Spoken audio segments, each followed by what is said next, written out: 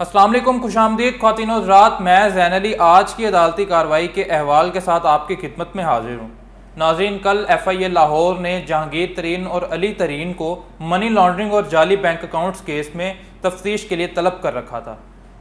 ان سے 1.5 گھنٹے تک تفتیش کی گئی، جبکہ ایف آئی اے لاہور نے دیگر 14 کمپنیوں کے خلاف بھی تحقیقات کا آغاز کر دیا ہے۔ جہانگیر ترین صاحب یہ اعتراض کر رہے تھے کہ صرف ان کے خلاف ہی تحقیقات کی جا رہی ہیں، انہیں ہی سیاسی وکٹم بنایا جا رہا ہے، جبکہ دیگر شوگر مل مافیا کے خلاف کوئی کارروائی نہیں ہو رہی، ان کے خلاف کسی قسم کی کوئی تحقیقات نہیں ہو رہی۔ ان کے نام بھی ہیں 80 شوگر مل، انہوں نے کہا کہ اور بھی ہیں، لیکن ایف آئی اے لاہور نے 14 شوگر مل کمپنیز جو دیگر ہیں ان کے خلاف بھی تحقیقات کا آغاز کر دیا ہے۔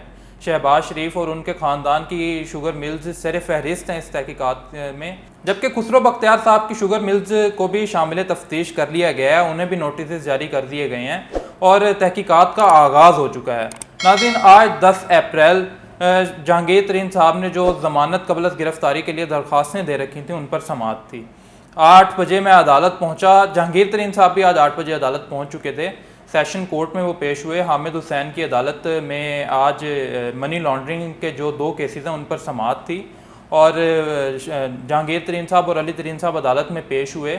انہوں نے عدالت میں پیش ہو کر اپنی حاضری مکمل کروائی، جبکہ ان کے وکیل نے عدالت کو بتایا، سماعت شروع ہوئی تو ان کے وکیل نے عدالت کو بتایا کہ کل ایف آئی اے لاہور نے انہیں طلب کیا تھا، جہانگیر ترین اور علی ترین کل ایف آئی اے لاہور میں پیش ہوئے، انہیں تفتیش کا آغاز کر دیا گیا ہے۔ بظاہر یہ لگ رہا ہے کہ ایف آئی اے دوبارہ بلائے گا، جس پر عدالت نے ایف آئی اے لاہور سے پوچھا کہ کیا آپ کو عدالت کے دائرہ اختیار پر تو کوئی اعتراض نہیں ہے؟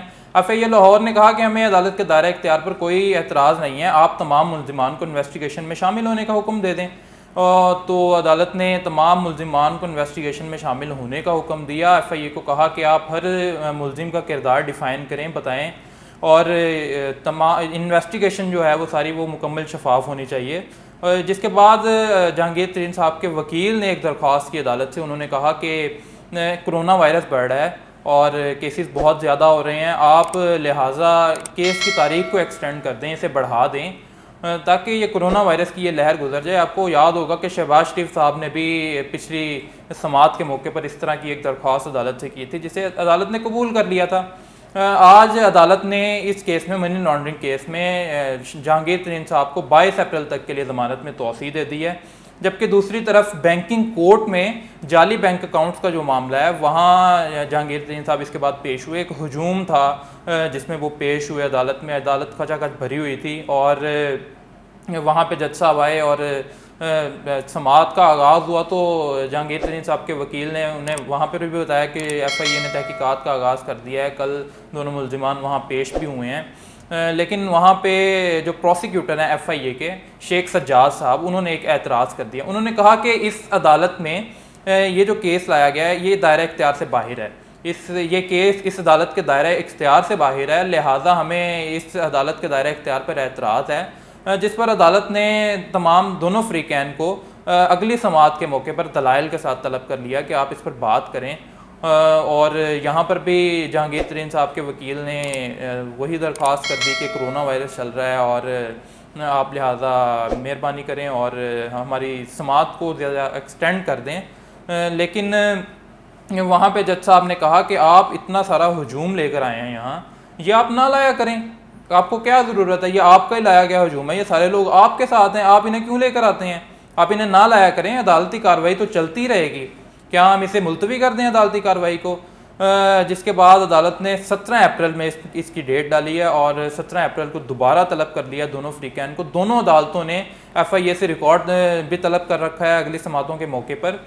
سماعت کو 17 اپریل تک ملتوی کیا گیا۔ اس سماعت سے پہلے جب جہانگیر ترین صاحب سیشن کورٹ سے آ رہے تھے تو کچھ صحافی حضرات احاطہ عدالت میں موجود تھے، میں وہاں موجود تھا، ڈی ایس پی صاحب جا رہے تھے، تو انہوں نے پوچھا کہ سیشن کورٹ میں کیا ڈیٹ ڈلی ہے، تو صحافیوں نے بتایا کہ 22 تاریخ ڈلی ہے، تو وہ کچھ سوچ میں پڑ گئے اور انہوں نے کہا کہ اگر جہانگیر ترین صاحب کے وکیل آتے ہیں تو میں ان سے ریکویسٹ کروں گا کہ آپ عدالت میں 22 تاریخ کا نہ کہیے گا کہ 22 تاریخ کو سماعت، کیونکہ 22 تاریخ کو احتساب عدالت میں شہباز شریف صاحب کا بھی کیس ہے اور شہباز شریف صاحب جب آتے ہیں تو وہاں پہ کارکنان بھی ہوتے ہیں اور نعرے بازی بھی ہوتی ہے. اگر یہ دونوں ایک ساتھ وہاں آ جائیں گے, ان دونوں کی سماعت ہوگی تو وہ معاملہ ذرا گڑبڑ ہو جائے گا. انہوں نے کہا کہ میں کافی سارے کیسز دیکھ رہا ہوں اور معاملہ گڑبڑ ہوتے ہوتے رہ جاتا ہے, اور کارکنان اتنے پرجوش ہوتے ہیں کہ انہیں سنبھالنا بھی مشکل ہو جاتا ہے. لیکن جس طرح ہی وہ سیشن کورٹ سے آ رہے تھے ان کے وکیل جہانگیر ترین صاحب کے, تو انہوں نے ڈی ایس پی صاحب نے ان وکیل سے درخواست کی کہ سر آپ مہربانی کریں, آپ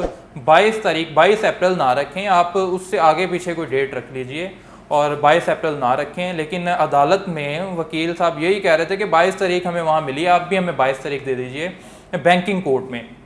لیکن عدالت نے 17 اپریل کی ڈیٹ ڈالی اس کیس میں.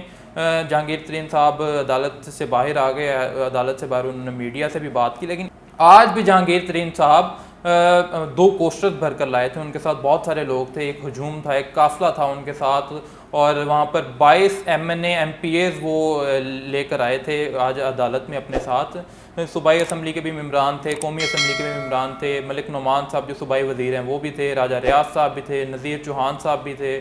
عدالت کے باہر انہوں نے میڈیا سے گفتگو کی جہانگیر ترین صاحب نے. انہوں نے کہا کہ مجھ پہ بے بنیاد کیس ہیں, میں انشاءاللہ ان میں سرخرو ہوں گا اور میں ان سب سے نکل جاؤں گا, کامیاب ہو جاؤں گا. لیکن تحریک انصاف کو, عمران خان صاحب کو سوچنا ہوگا کہ ان کے دوست کون ہیں, ان کے دشمن کون ہیں, ان کے ساتھ جو لوگ بیٹھے ہیں ان میں ذرا دیکھیں خان صاحب کہ کیا معاملہ چل رہا ہے, انہیں مجھ سے کیوں دور کیا جا رہا ہے.